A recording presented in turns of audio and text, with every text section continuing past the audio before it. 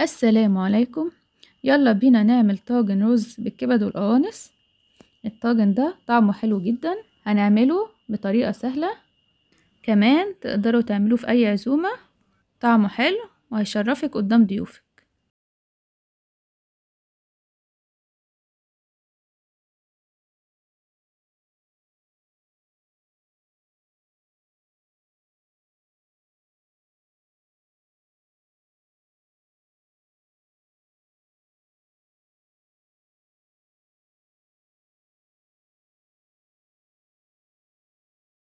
اول حاجة هنجهزها هي الكبد والقوانص.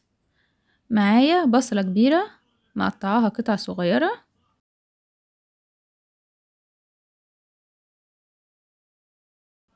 ونص كيلو كبد وقوانص مقطعاها قطع صغيرة،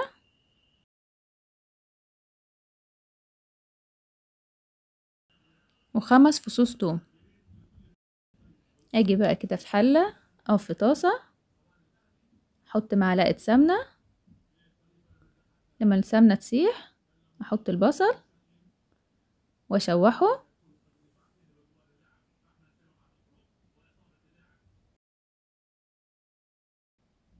اجيب بقى كده الثوم واقطعه حتت صغيرة او افرمه.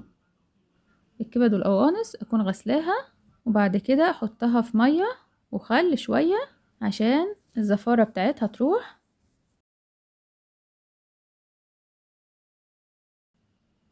اشوح بقى البصل والثوم مع بعض، اشوحه بس مش عايزة احمره. احط عليهم بقى كبد وقوانص. اول ما الكبد وقوانص لونها يغير شوية احط عليها بقى البهارات. معلقة صغيرة ملح، نص معلقة فلفل اسود، ورشة صغيرة جدا كمون. اقلبهم كده مع بعض تقليبة صغيرة واسيبها تكمل تسويتها. مش عايزة اقلبها كتير عشان مش تتهري. بعد 5 دقايق الكبد وقوانص الاقيها نزلت مية، اديها تقليبة كمان واطفي عليها. مش عايزة اسويها تسوية كاملة عشان لسه هي هتكمل تسويتها في الطاجن، اسويها نص تسوية. يلا بقى نجهز طاجن الرز. معايا كيلو رز مغسول كويس، ولتر لبن، وكوبايتين شوربة، و3 معالق زبدة أو سمنة، وبصلة كبيرة مقطعاها قطع صغيرة، والكبد والقوانص اللي جهزناها.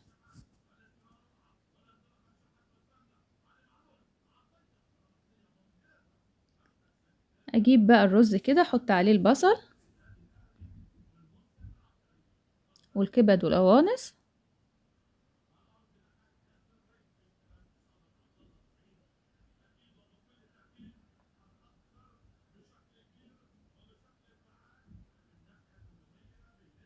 والزبدة أقدر أحط بدل الزبدة سمنة، والبهارات بقى 3 معالق ملح،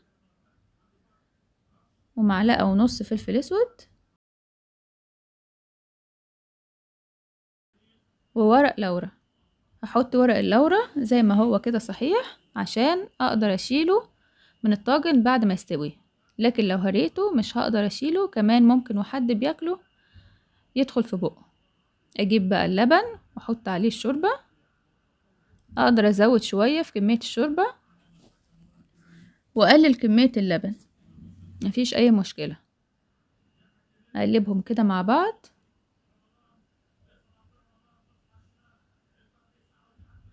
اقلب بقى الرز والكبد والقوانص والبصل والبهارات والسمنة اللي احنا حطيناهم على بعض. اللي يحب يزود بهارات رز او اي نوع بهارات بيحبها يزود، بس انا هنا مش عاملة رز مبهر. الرز المبهر هو اللي بنحط له بهارات كتير، لكن انا هنا عاملة رز خلطة بالكبد والقوانص. كمان انا مش حاطة لبن بس لان هو مش رز معمر. الرز الخلطة بيبقى فيه الشوربة كتير زي ما قلت كده، يعني لتر لبن وكوبايتين شوربة، او ممكن ازود شوية الشوربة يبقى لتر الا ربع لبن ولتر الا ربع شوربة. اجيب بقى كده الطواجن دي، طواجن الفخار دي. لو مش عندي الطواجن دي اقدر احط في اي صينية، صينية بايركس او صينية ألمونيوم، مفيش اي مشكلة. لكن الطواجن دي بتفرق جدا في طعم طاجن الرز بالكبد والقوانص ده. المقادير اللي معايا دي مقادير كيلو رز، اقدر اعمل نص الكمية او اي كمية احبها. لما اجي احط الرز في الطواجن مش هملاها قوي، احط نص الطاجن عشان الرز بعد ما بيستوي حجمه بيزيد. انا كارلا ودي قناتي كارلا في المطبخ. لو عجبكم القناة دوسوا اشتراك ولايك.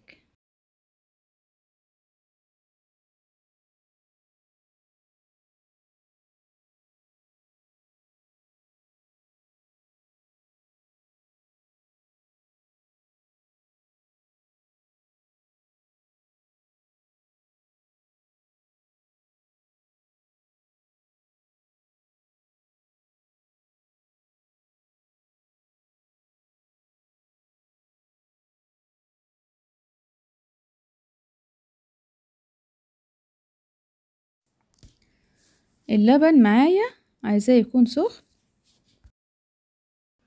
احط بقى كده الرز في الطواجن واحط عليهم الشوربة واللبن.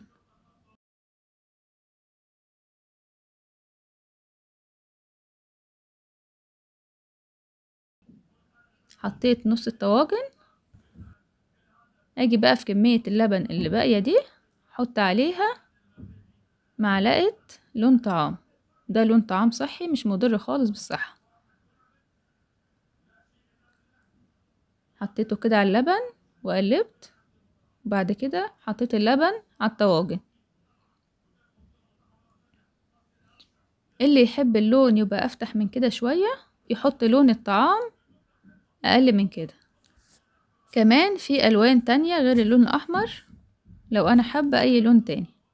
اللون ده ما بيغيرش في الطعم خالص بتاع الطاجن.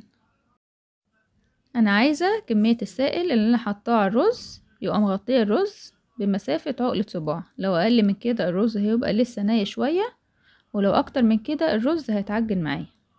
ادخل بقى الطواجن دي الفرن، اكون مسخناه قبلها، احطها على الرف اللي في النص على درجة حرارة 220. لما الرز يشرب السائل بتاعه اهدي النار خالص، اخليها على 180 لحد ما يكمل تسويته.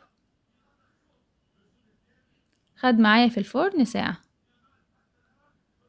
مجرد ما الاقيه استوى اطلعه على طول عشان مش ينشف معايا، عشان يبقى مستوي في نفس الوقت الرزاية محتفظة بالطراوة بتاعتها. لما يستوي اولع عليه الشواية عشان احمر الوش. شايفين بقى الطواجن بعد ما خرجت من الفرن؟ الطواجن دي لما تجربوها هتحبوها جدا وهتعتبروها أكلة أساسية من الأكلات بتاعتكم. لو الرز استوى وحسيت ان هو ناشف شوية ومش مستوي كويس اقدر ازود له شوية شوربة صغيرين، ربع كوباية شوربة او ربع كوباية لبن. او لو مفيش شوربة او لبن اقدر احط مية شوية صغيرين جدا. سيبه في الفرن على نار هادية 180 لحد ما يكمل تسويته. ما تقلقوش خالص، كمية المية دي مش هتغير الطعم خالص لان احنا ساقين الطاجن باللبن والشوربة. فشوية المية الصغيرين اللي في الاخر دول مش هيفرقوا خالص في الطعم ولا هيغيروا الطعم.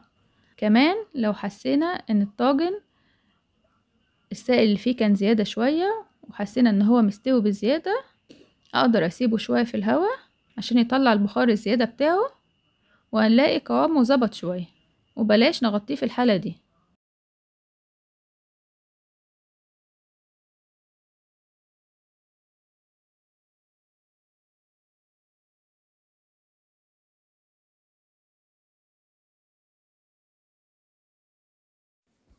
ما تنسوش وانتوا بتعملوا الطواجن تصلوا على النبي. بألف هنا.